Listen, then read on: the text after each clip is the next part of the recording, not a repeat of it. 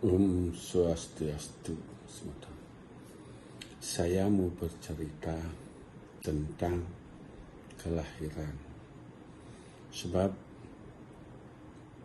semua kelahiran tidak dilahirkan dari sangkan paran yang tumati. Ada yang kelahiran dari neraka cipta. Ada yang kelahiran dari swarga cipta.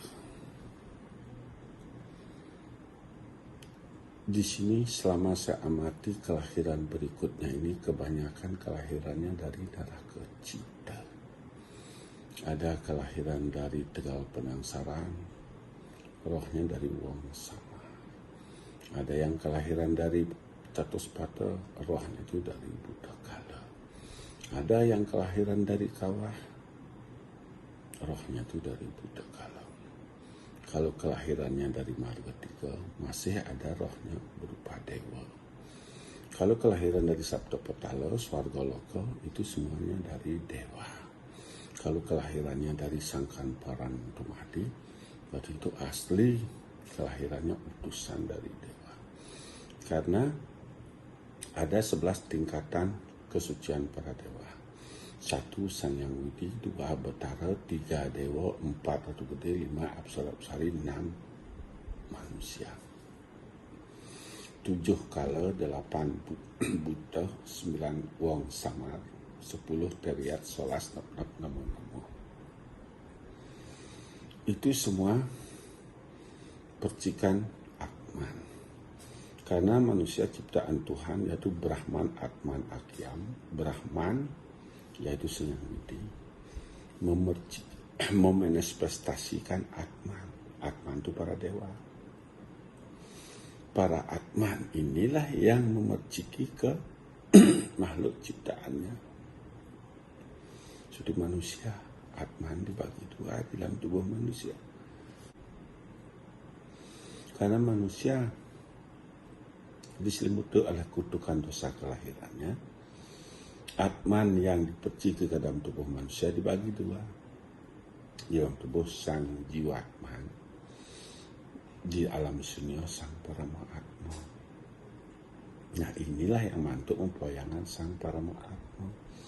Kemana-mana manusia diikuti oleh yang mantuk mempoyangannya. Di belakang dia begini. Kalau manusia bisa menyucikan dirinya, menjaga kesuciannya, sang Parama Atmanya tetap akan menjadi dewa. Kalau dia dari dewa, kalau dia dari Buddha Kala, ya berupa rangda, dia seperti celuluk, dia mata satu, dia seperti rasa buta satu, bisa dari macam-macam. Nah kalau dia jatuh jauh, yang untuk empayangnya runtuh, jadi ulat ya, jadi gatal ya, nempel dia di kaki, genit kaki. Nah, itu mulat badan, bebiyunan dibuatnya, lumpuh dibuatnya, berarti runtuhnya sang Parama Atmanya ke paling bawah. Jadi teriak namu bisa jadi ular cicing, dia nempelnya di kaki. Jadi ular ya, nempelnya di pinggang. Itulah bagian dari yang manduk empoyangannya rerat akibat perbuatan manusianya. Apabila sang Parama Atmanya berupa samar, masih berupa samar ya. Di sana dia pedagang laris tapi mudah sakit-sakitan. Kalau sang Parama Atmanya dari Buddha atau kalau jadi balian ya, sakti dia. Dia bayun kau terus. Dan jangan kamu kena dia. Mungkin satu nak gelawang gitu. Itu sang Parama Atmanya yang untuk empoyangannya tingkatannya di Buddha Kala. Banyak orang kesurupan tidak mengerti dirinya.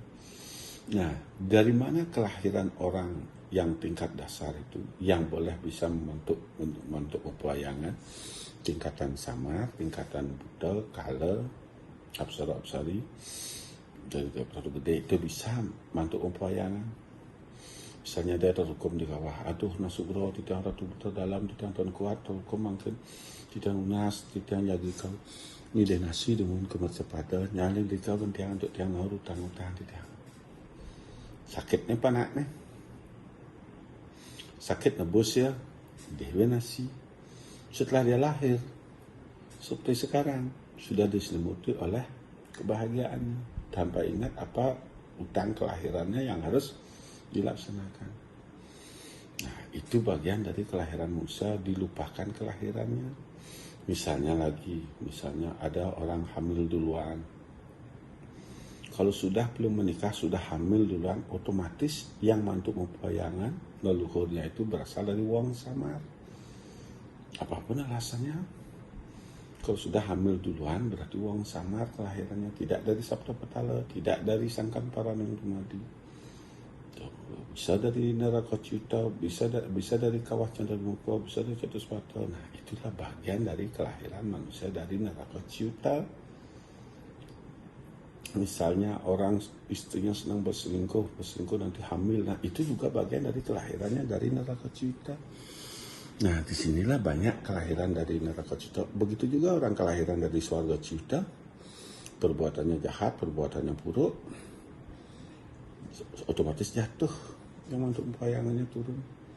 Nah, makanya setiap perbuatan marah meruntuhkan yang mantuk mempoyangan. Setiap perbuatan mencuri, setiap perbuatan apapun meruntuhkan yang mantuk mempoyangannya. Disinilah setiap umat manusia yang mengidentifikasi itu yang mantuk mempoyangan itu di belakang. Makanya sering lihat ada setan, ada gini, ada tuh usir, wah ada malu, ada setan. Diusir itu, padahal itu kan yang mantuk mempoyangannya. Nanti kalau dia nggak bisa ngangkat, begitu dia mati, misalnya dia diam di pohon kayu, karena sang Jiwatman, sang Paramatma itu setelah kematian dia akan menunggal. Di saat hidup pun bisa menunggal. Apabila di saat hidup dia menunggal, misalnya dia jadi balian, sang Paramatmanya itu menunggal jadi setas ngumpul juga kuat dia. Karena yang mantuk mempoyangannya menunggal. Begitu juga orang meditasi menunggal, pas kalau sang Paramatmanya dari wong samar penyakit keluar, kalau dari buta kalau penyakit keluar, kalau sang Paramatmanya yang mantuk mempoyangan berupa dewa, kesejahteraan yang keluar, kalau dari dewa kesejahteraan yang keluar. Nah, karena dewa itu tidak pernah melakukan perbuatan buruk, membunuh apapun nggak bisa. Nah, disinilah kekuatan itulah berdasarkan perbuatan manusia menaik turunkan yang mantuk mempoyangannya. Maka orang yang beling malu selalu kelahirannya yang mantuk mempoyangannya dari wong samar. Disinilah sebaik apapun, sepolos apapun nanti ke depannya pasti akan mengalami permasalahan yang sangat besar. Baik dia berani nanti, baik gimana pun nanti, biar polos apa pasti ujung-ujungnya kutukannya itu harus berjalan, tidak bisa enggak. Sebaik apapun, baik gimana pun caranya berproses tetap akan berjalan itu.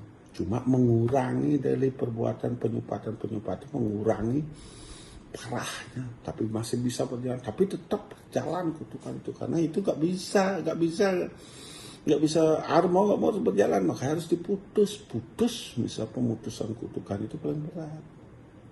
Caranya mutus itu pegat sopan perantasan itu sangat sulit. Itu saya sampaikan kepada semua tahun karena waktunya hanya 10 menit, tidak bisa saya perpanjang banyak. Nah, itu yang saya dapatkan dari sastranya Sabda Petala dan saya buktikan perjalanannya dalam melakukan pembangkitan Siwoloka. Begitu saya sampaikan kepada semua tuan, kiranya langkung atau tuan sedang Santi Om.